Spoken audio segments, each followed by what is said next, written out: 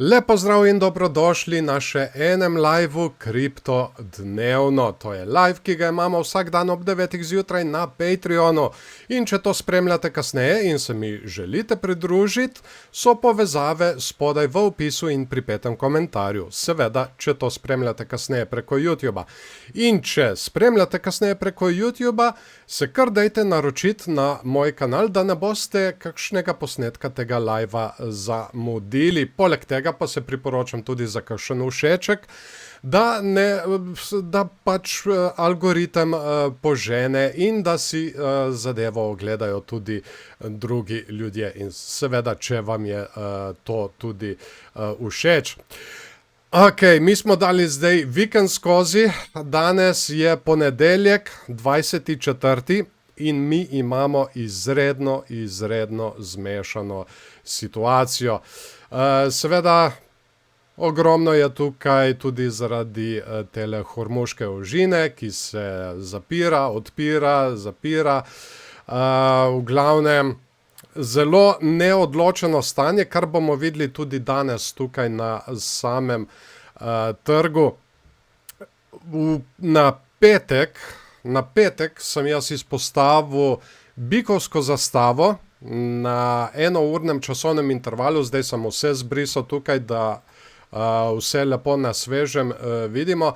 Zdaj, preko te bikovske zastave cilj smo imeli 80.000, ampak nismo dosegli, prišli smo zelo blizu, tam nekje 78.000 in potem smo mi skozi vikend padali in padali vse dol. V bistvu je Bitcoin izgubil vse dobičke, ki smo jih dobili tukaj s tole rastjo.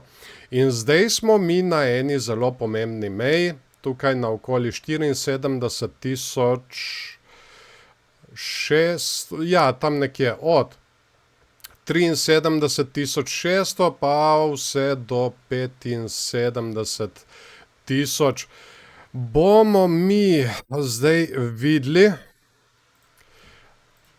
kaj bo s to mejo, ali bomo mi dobili odboj, ali pa jo bomo izgubili in seveda padali naprej dol. Seveda, ista meja je tudi tukaj na 15-minutnem časovnem intervalu. Tukaj smo se v bistvu kar precej časa zadrževali, tako da lahko bi zdaj delovalo kot podpora in da seveda dobimo odboj.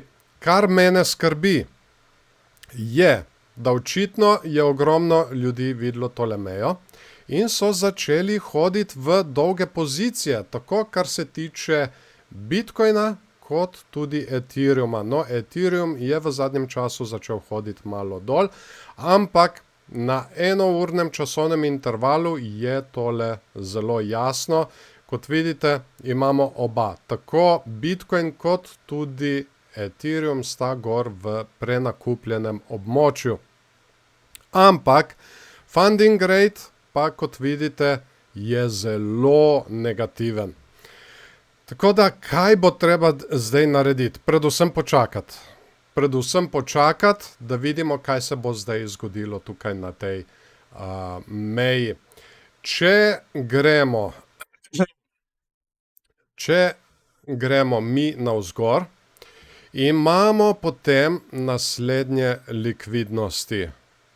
Tukaj vidimo, no tukaj je sicer, kar se tiče Ethereuma, tako da bomo pri Ethereumu prikazovali. Bitcoin, zanimivo, je bil ves ta čas večinoma nevtralen in večinoma so bile stave na nadaljevanje rasti. Ampak, kje so ključne meje, ki bi jih lahko vseeno šli pobirati, kar se tiče Bitcoina? Tukaj te dva vrhova na okoli 76.380, potem tukaj bi bilo še tole območje na okoli 77.500 in po mojem tudi tukaj tale vrh na okoli 78.000. Zdaj, če bi pa mi tole izgubili, tole podporo, bi bila naslednja podpora lahko tukaj na 73.000 200. To zdaj gledamo izključno cenovno gibanje. Tako da, če se tole zdaj izvrši, da gremo pobirati likvidnosti spodaj, bi bila ta prva meja na okoli 73.150, tam nekje. Je pa ta trenutna konsolidacija, ki smo jo naredili, kar precej grda. Ne vem, če bi se dalo izrisati kakšen jasen vzorec. Je pa še ena zanimivost, ki sem jo opazil. Mi smo v tem času vse od 29. marca, tam nekje, mi smo potovali v tem naraščajočem kanalu. Zelo zanimivo. In zdaj, prej, na petek smo se dotaknili njegove zgornje meje, smo bili zavrnjeni in zdaj se dotikamo točno njegove spodnje meje. Tako da bo treba še malo počakati in videti, če bomo mi nadaljevali tole pot po tem kanalu naprej navzgor. In ja, seveda v tem primeru je možnost, da mi dosežemo tudi začrtano mejo 80.000. Čeprav pot do te meje je kar precej volatilna, sploh če jo dosežemo. Zdaj pa, seveda, če mi izgubimo tole spodnjo mejo, potem lahko padamo naprej dol. Tako da to bi bil naš medvedji scenarij. Tukaj naslednja podpora, tam smo imeli na 15-minutnem časovnem intervalu 73.000, no tukaj bi bila pa na okoli 71.000. Če pa potujemo naprej gor, pa kot sem že prej omenil, bi mi lahko prišli do nekje 80.000. Ja, poglejmo zdaj še likvidacijski graf. Tukaj lahko vidimo, spodaj imamo, ja, točno tako, kot smo začrtali, 73.200, tam nekje teh ljudi, ki so stavili na rast.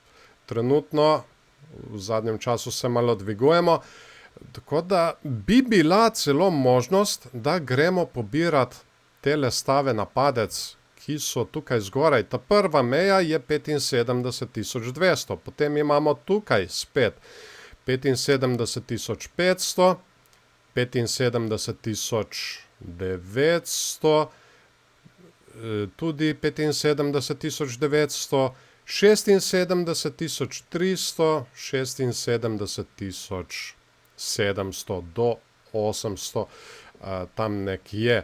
Zaenkrat se meni zdi, kot da bi lahko šli prej tole gor pobirati. Bo pa, kot sem že rekel, bo treba počakati pa videti, kam se bo zdaj trg obrnil. Zelo negotovi časi. Včeraj sem tudi naredil objavo na Patreonu, glede na to, da je bila kar precejšnja panika na internetu, glede ponovnega zaprtja. Tudi zdaj sem dal na 13-urni časovni interval, tudi tukaj lahko vidimo, kako mi potujemo po temule kanalu navzgor. In izpostavil sem tudi možnost skrite bikovske divergence in mi smo jo zdaj naredili. Samo pogledajte tole. Imamo tukaj dno in pa višje dno v gibanju cene. Medtem ko tukaj pri RSI smo pa naredili dno in pa očitno že malo nižje dno. Tako da glede na to, kljub temu, da se nabirajo kar dolge pozicije tukaj, bi po mojem lahko šli še naprej gor in pobrati tisto območje na 80.000. Ampak to je trenutno samo moja špekulacija. Bomo mi videli zdaj, kako se bo tole izteklo. Poglejmo zdaj še Ethereum. Tudi tukaj, zelo grda situacija. Tukaj smo celo že izgubili tole podporo. To podporo na okoli 2300 pa do 2344. To smo izgubili. In zdaj bo treba videti, če se tukaj obrnemo nazaj gor in pridemo to testirati, kaj se bo tukaj dogajalo. Ali bomo tole presegli, naredili podporo, šli naprej gor, ali pa bomo mi slučajno od tega zavrnjeni in bomo padali naprej dol. Tukaj na enournem časovnem intervalu, tudi kar precej grdo vse skupaj. Po mojem se ne da nobenega vzorca potegniti ven iz tega, zelo cikcakasto. Tudi tukaj smo izgubili zdaj mi tole podporo na okoli 2300 in šli pod njo. In ja, situacija je ista. Kaj bomo zdaj naredili? Ali bomo presegli to, naredili podporo in rastli naprej gor? Ali pa bomo enostavno, šli to testirati kot odporno mejo in bili zavrnjeni in potem padamo naprej dol. Naslednja meja bi bila tukaj na okoli 2200. Če pa seveda gremo naprej gor, bi pa lahko šli testirati tale vrh tukaj na okoli 2450. Dajmo pogledati zdaj še stave na padec. Točno tukaj na tem vrhu vidimo, pri Ethereumu je kar precej ljudi stavilo na padec. Zanimivo. Tako da stop losse imajo sigurno tukaj na 2450. In če se prav obrnemo mi nazaj gor, bi mi lahko šli tole pobirati. Tudi tukaj lahko vidimo na 15-minutnem časovnem intervalu. Tukaj so stavili na padec, torej imajo stop losse, tam lahko vse od 2350 pa 2375. In tudi tukaj na 15-minutnem časovnem intervalu se vidi točno na tem vrhu so stavili na padec. Tako da tudi tukaj imamo tole isto mejo. Ampak zdaj pri tem padcu, točno tukaj na tem dnu, no, ne ravno točno, tukaj na tem vrhu so stavili na rast in pa tukaj na tem dnu. Tukaj so bili po mojem že vsi likvidirani s tem zadnjim padcem. Zdaj na tem dnu so pa ponovno stavili na rast. Bomo videli zdaj, kaj bomo naredili. Ali bomo šli prej pobirati tole in potem rastemo naprej gor, ali pa bomo šli pobirati najprej tele tukaj zgoraj in potem ponovna zavrnitev. Tako kot sem rekel, situacija na trgu trenutno je precej nesigurna, tako da po mojem bi bilo trenutno najboljše, da se počaka. Seveda bomo vse skupaj tudi spremljali. Če bo še karkoli dodatnega, bom jaz to dodatno objavljal preko Patreona, in če se mi želite pridružiti, tudi tam so povezave spodaj v opisu in pripetem komentarju. In če spremljate to kasneje preko YouTuba, seveda se ne pozabite naročiti na moj kanal, da ne boste kakšnega posnetka tega live zamudili.